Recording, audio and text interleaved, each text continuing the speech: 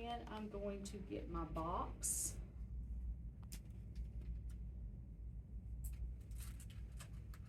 That is what my water will go in.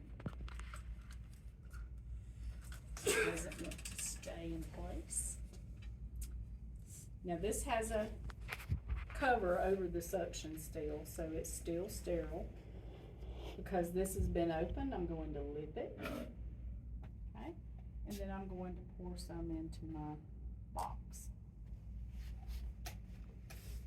Okay, notice how I reached around. Do not let me catch you reaching over this field like this. This is the Trach. We got to stay sterile, okay? So you can't reach over this package, okay? So you go around and you pour it into your box, okay? Bring it back over here. I'm through with that for now, okay? And slide that over. And put my gloves on.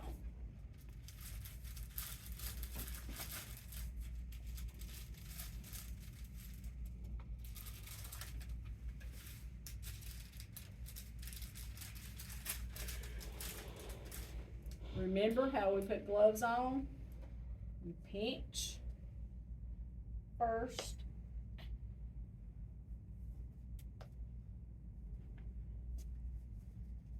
Then struggle. Mm-hmm. Then struggle. Yep, you're right about that. I'm not struggling today. Okay, that makes us feel good. We're not the only one. I got 2 fingers in one hole. Okay, then we scoop. Right? Remember you scoop?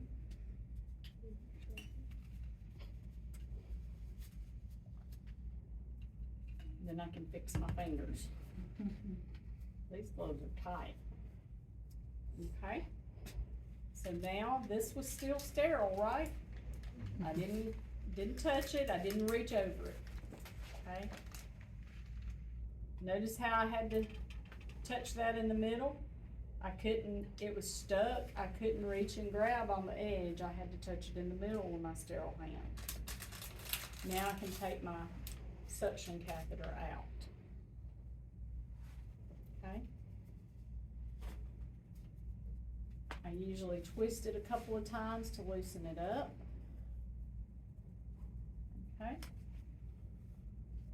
I'm going to have to contaminate one hand. There's no option on that. Okay? While I've been preparing all of my stuff too, he would have a trach collar on and he would be hyperoxygenating, like taking several deep breaths for about 30 seconds to a minute before I'm ready to actually suction him. So I can go ahead and get him to be doing that. I'm going to contaminate my one hand and I'm going to connect my suction. Okay? Alright, I'm going to hold this right here and I'm going to reach over there and remove my trach collar. Okay, I had it still on him, right? Because he may not can do without it. So once I'm ready, I can hold in my sterile hand and I can move my trach collar over off of that trach. I'm going to come back with my non-sterile hand to the suction and I'm going to check it.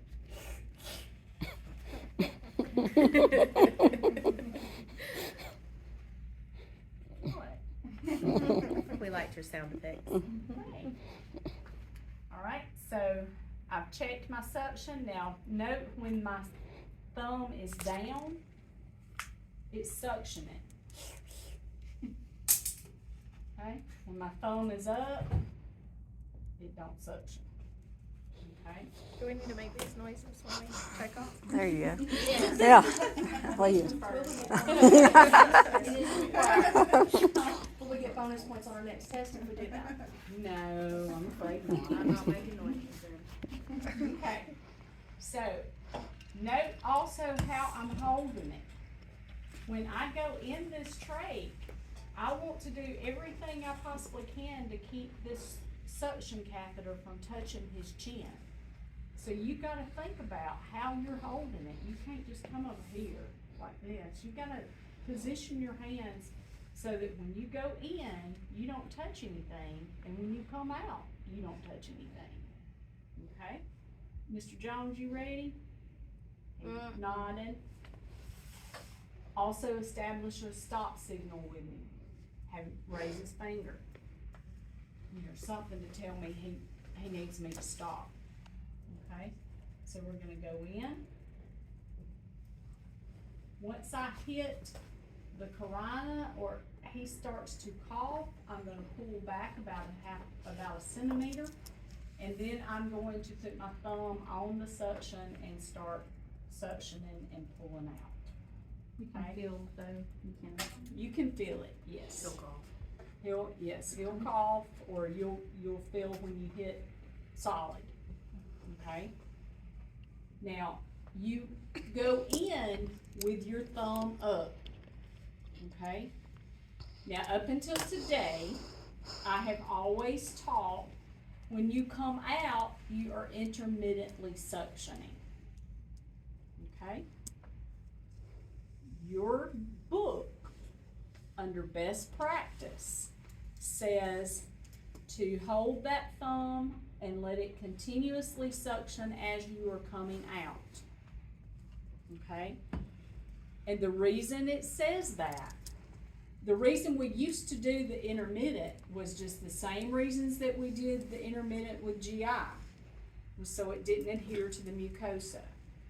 Well, evidently they've done some research, okay, and after 33 years of suctioning, I've now found in the book that it says we no longer need to do that because it does not create an issue for the tracheal mucosa, okay?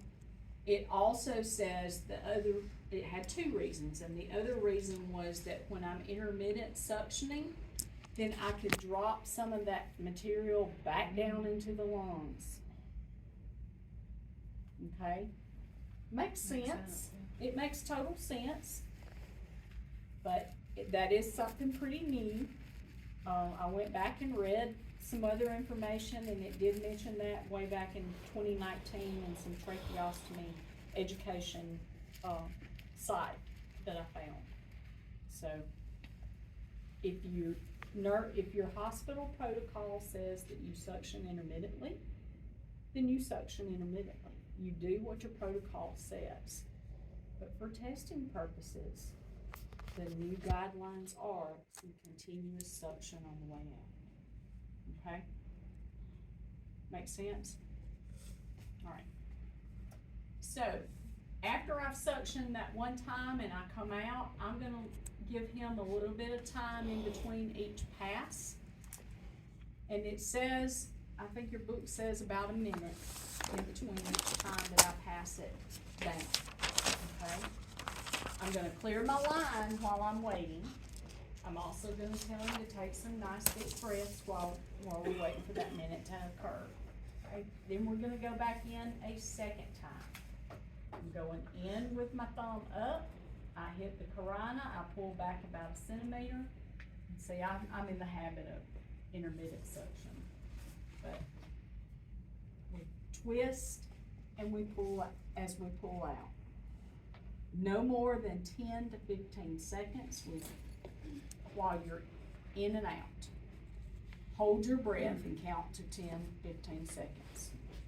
When you need to breathe, he needs to breathe. Because as I'm suctioning, it's pulling his oxygen out. Okay? So you hold your breath 10, 15 seconds, and then you make sure that you're out within that time. Okay? I've waited my 30 seconds to a minute. I'm gonna go back in one more time. I've hit my carina, I pull back out, and then I suction. Okay? Each time in between, I'm gonna clear my tube. You suck up water each time. So that it completely clears your tube. Okay? Now, what if he still sounds junky? Can I do it again? 3 times. Call respiratory. We're gonna call respiratory at that point. If I can't get him cleared out, then I'm gonna call respiratory. Let them know what I've just done. Excuse me, I need to be suctioned. Lay down. But, I would call respiratory and make sure that they know what's going on, that I've tried. What respiratory can do, they can use saline, and they'll put saline down inside that trach, and that helps to loosen up some of the secretions, but we cannot do that. And it is not something that is made a habit of with respiratory. Okay, they only do it when they absolutely have to. Okay, makes sense? All right, so once I'm done, I'm going to take my catheter off, going to hold it in my hand. If I'm going ahead and doing trach care afterwards, I'm gonna go ahead and I'm going to remove my inner cannula. And of course, if it was disposable, it'd be thrown away, but I'm just gonna lay it over there. Does it Okay. matter if your hand's sterile? No, Okay. because that outside part's all I touched, Okay. and it did not have to be sterile. I'm gonna go ahead and remove my dressing, and I'm gonna look for what? Coat. Color, odor, amount, and type. I'm gonna put it all in one hand and pull all of that off and put it in the trash. Okay? Hand sanitize. I'm ready to go. I can pull my oxygen back over here if I need to, or I can actually, if they have a trach collar that's delivering the oxygen, I can set the trach collar over here to the side where it's continually blowing over. Okay, just over here on the side. Okay? One thing I didn't tell you with suctioning is if one side sounds junkier than the other, then if I have him turn his head to the right, then I can go down farther, or excuse me, turn his head to the left, and I can go farther down into that right bronchi. It will actually allow it to move over into the right main bronchi. If I have him turn his head to the right, then it will allow me to go down farther into the left main bronchi. Okay? If we're just straight, it's gonna only go to that bifurcation. Okay, which is at the carina. I won't be able to go too far. No, not if if he's straight, he's congested on both sides, we're just going straight down to that carina. It's not gonna go very far. Okay, and everybody's a little bit different, so I'm not gonna give you measurements, but everybody is a little bit different. And of course, children, what's your parameters for children for your suction? I got it wrote down, so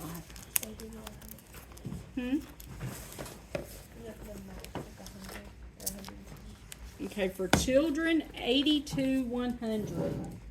For infants and children, or excuse me, 60 to 100.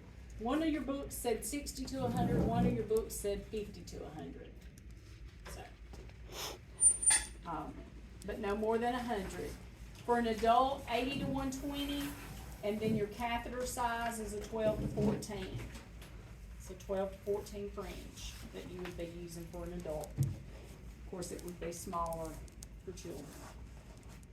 Okay, 10 to 15 seconds when you're going in and coming back out. No more than 3 times, and allow a full minute between each pass of the catheter. Okay? Any questions on that? So what for that needed to stay sterile? The box? The inside of the box has to stay sterile. The It was catheter, sitting here, suction catheter, and your gloves. gloves, and You then, contaminate the one hand okay, when you hook up your suction, okay. okay? Simple enough? Is the suction catheter the same size for adult and children? No, What was, I missed the infant children size. I bag. didn't give you Oh, I okay. didn't give you a number for them. It is smaller, but I can't remember offhand the numbers. Okay. All your books, Yeah, I'll look at all your book has is adult, so. And I couldn't find a good number for children. Okay? So, I took my inner cannula out. I'm ready to set up for, changing the dressing. I've already got my old dressing off. I'm gonna go ahead and open up my new sterile inner cannula.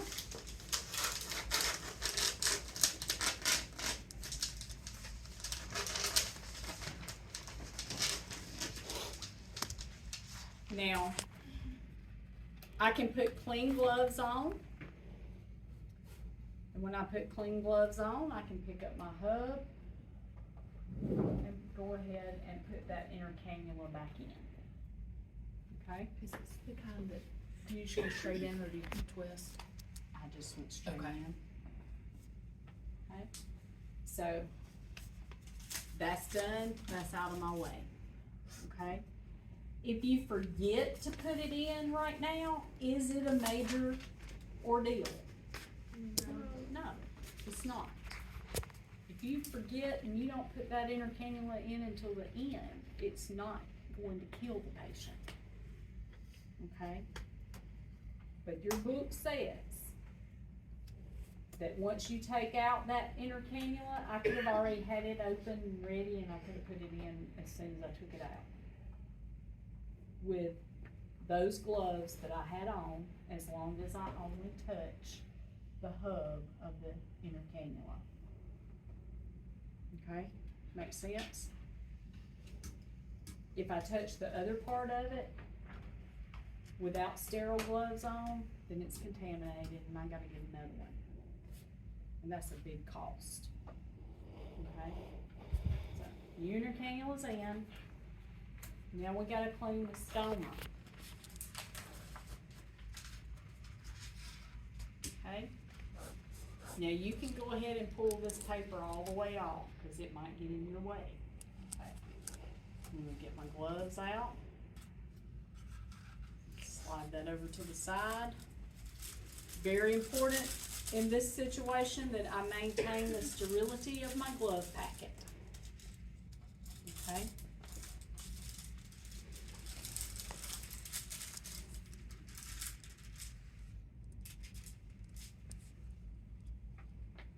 Alright.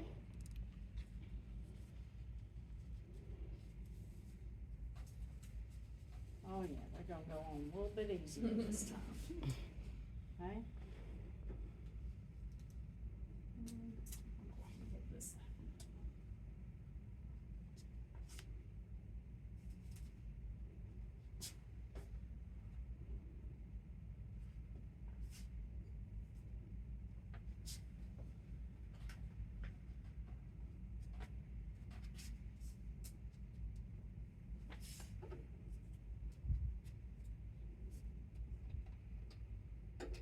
Could have loosened it for you.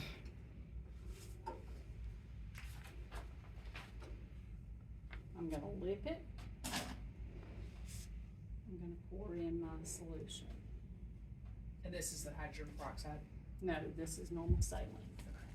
Your book does say you can do hydrogen peroxide and But we're not using hydrogen peroxide. we're for not the- using okay, hydrogen okay. peroxide. And most of the hospitals, just to clean the stoma, is not going to use hydrogen peroxide. Because if it gets on the good tissue, it degrades that good tissue, breaks it down. It was the first time I've ever seen us use it at all. We were cleaning the trach. Really? I wasn't. Yeah. But it's just best that you only use normal saline so that it doesn't break down that good skin. Yes, ma'am. Is pouring that over all of the Q-tips, does that not mess up your sterileness? No. Okay. Mm-mm. They're sterile. My solution after I did it was sterile. Is Dakin's kind of the same thing as hydrogen peroxide? No, Dakin's is Clorox. Both to keep away from good skin though. Yes. Okay. Yes. Okay. We use, hydrogen peroxide is used on dirty wounds, Okay. okay? Like scrapes and things that's got dirt in them. As a one-time clean? Yeah. First clean? And Okay. then after that, no more, Okay. okay? All right, so I did leave my Q-tips in there. I poured my solution over them. They're ready to go. They're ready to clean, okay? Now I'm going to put my other glove on. And I'm just having trouble with these fingers today. Struggle bud. Okay. Now, some people like to use this as the sterile field. This is a sterile towel. And at this point, once I got my sterile gloves on, then I could set up my sterile field and wait until I was ready to contaminate one hand to pour my solution. Either way is fine, whatever works best for you. What I like to do, this really doesn't have that great of a shiny side, but that looks like it's more shiny than the other. My vision ain't great though. So what I like to do is I like to put down this sterile towel on the chest, so it ain't gonna stay on him. But I like to have it so that I can rest my hand on the chest while I'm going up under the face plate to clean it. And that way I don't contaminate. If I hit my hand on his chest, I contaminated my glove. Okay, so I like to do this so I don't contaminate. Alright, you have a drainage sponge. That's gonna be the last thing that I use.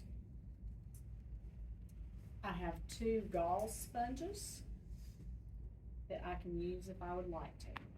Notice I'm reaching into the sterile field. I am not reaching over it. I have not put my stuff too far over that I'm gonna reach over anything. Very important to line your stuff up the way you're going to use it.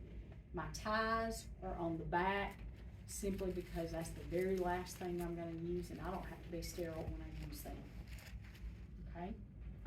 So I'm ready to clean. I'm gonna have to contaminate this hand. So I'm picking up one of my Q-tips.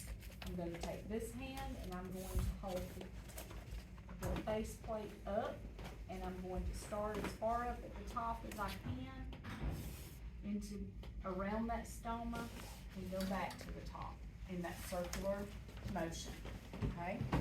And then I'm gonna drop. Pick up another Q-tip. I'm going to start a little bit farther out and I'm going to come around, go up again as far as I can go and drop. You see how I'm touching that sterile towel? And we haven't loosened the ties or anything yet? No, you do not loosen ties. Okay, then I'm gonna go up again, and around. And of course, what am I looking for with this? Mucus. I'm doing just like any other wing. Breath.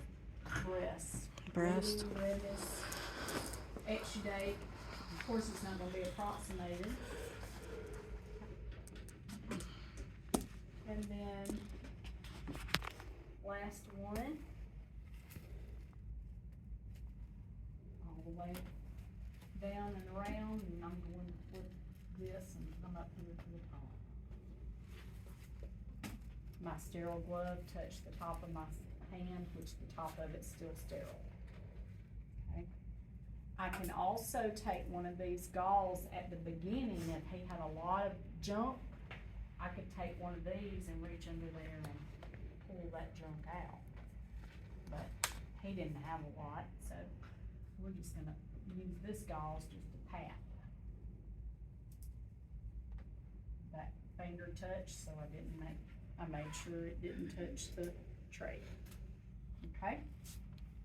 Now, I'm ready to put my new drainage sponge on. Best way to do it is fold it down like dog ears. Because what has to stay sterile is this bead, what's going to that stoma itself. Okay? So you fold it down, put it directly up under there against that stoma. And then you're going to have to pull your dog ears up underneath.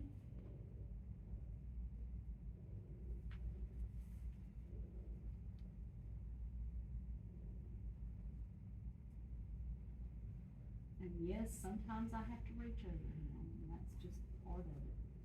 And apologize in advance. There's my new drainage sponge. I no longer have to be sterile. Now it's time to put my tie on.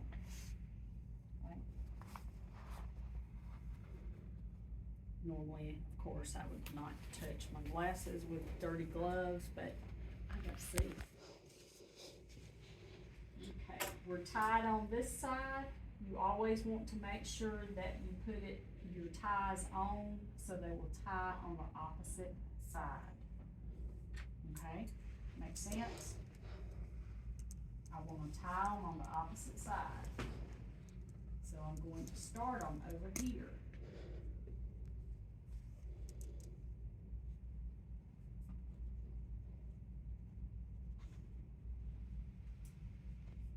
And yes, they can be difficult to get in sometimes. So if I started on the side that the tie is already on,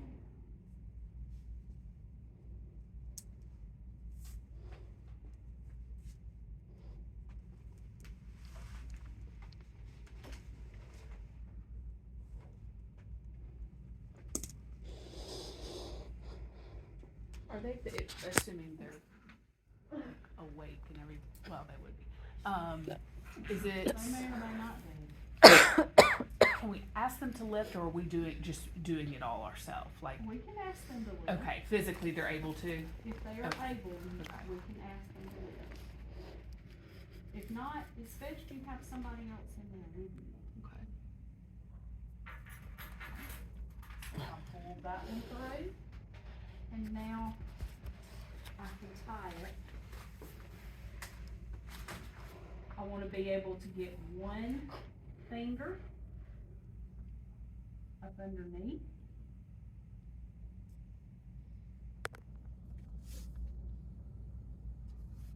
Make sure that it is not too tight, but that it is secure. Okay, so I can get one finger up underneath it. Now I can remove the tie here.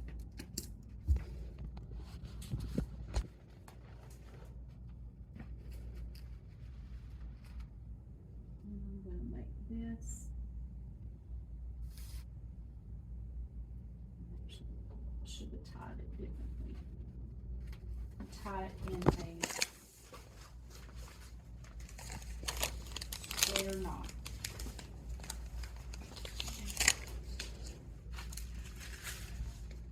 Okay. Did you see what I did? You tie it in a square knot so that it stays secured. Makes it a little bit more difficult to get it undone. But once you've got the new one on, What do you mean by square knot? just tie a knot. Oh, okay, I was like, overthinking that. Just make it, that's called a square knot. Okay? Everybody got that? Does that look too hard? It's not until they're coughing all over you and What kind of PPE besides gloves could I wear? Mask. Face shield, mask with a face shield, Take your shoes. yeah, shoe protectors, gown. You can wear all the PPE that is necessary, okay, to protect yourself. Is it necessary to change the tie? Ties, not every time, no. Now, your book says, and this blew my mind, your book said that the ties needed to be changed twice a day. Twice a day.